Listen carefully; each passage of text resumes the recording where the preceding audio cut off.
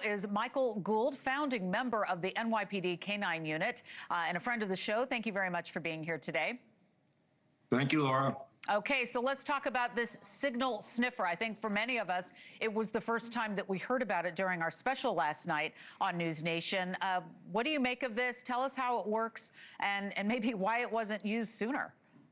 Yeah, so number one, it's not a new technology. Retail stores, when you go to the mall, it's the same technology that tracks your movements. If you have a watch or whatever wearable device you might wear, it'll tell the retailer what stores you go to, what counter you stand in front of, if you're in front of the jewelry counter. And this is how it seems like our cell phones know everything we do, because frankly, they do. So this device is looking for Bluetooth technology, Bluetooth radio frequencies that are emitted from a pacemaker, for example. In this application, though, however, I don't think it's going to be the best solution. It would be better suited on a drone that could come close, because you have to come very close to the device in order for it to detect it. If you think of a metal detector, it's very similar to a metal detector. You can't detect metal from 50 feet in the air. You kind of have to scan the area. This is why, of course, I always believe that the dogs are the best tool in discovering any of these things, recovering that. And I would have liked to seen them more utilized. You know, Laura, years ago, I trained dogs to find batteries in portable phones for a major retailer here in New York, because they were getting stolen from the employees. And all we had to do was find the unique odor of the cell phone. Everything has a signature odor. It's unique. Cancer cells. We can train dogs to find all of these things as long as we can isolate the unique odor and train the dog to detect it. So in this case, look, they're trying things, but it's not a new technology. The military's been using it. Okay.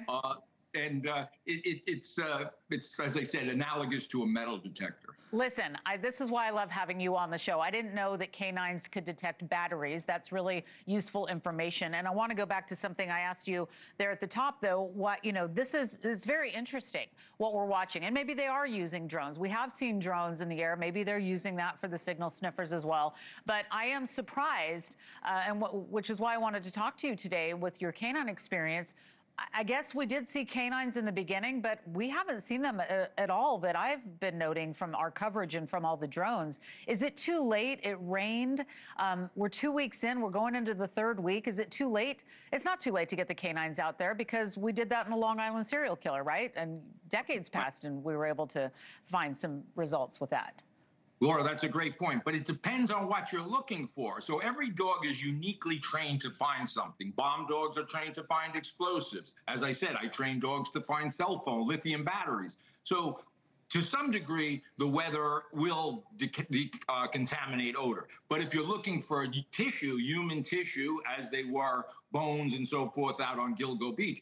In fact, in the spring, I'm going to be looking for a person with a cadaver dog that's been missing for 25 years. And I'm optimistic that we're going to have success. So it depends on the application that you're using the dog and what they're specifically trained to do.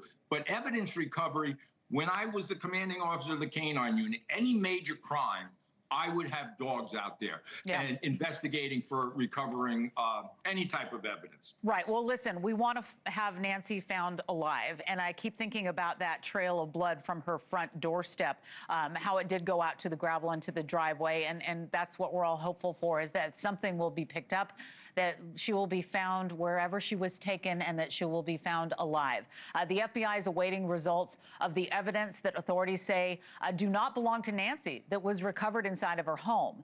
So when you hear that, and we watched the SWAT raid happen on Friday, perhaps they were taking, they didn't do any arrests, but maybe they were taking some DNA samples. And if that was the case, how long might it be before we learn that there is any potential match on this? What do you think?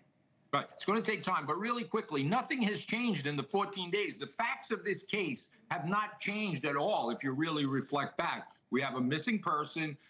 We don't have suspects. We haven't eliminated anybody. Nobody's been excluded. So we're operating with the same set of facts as far as we're concerned, the media and the public.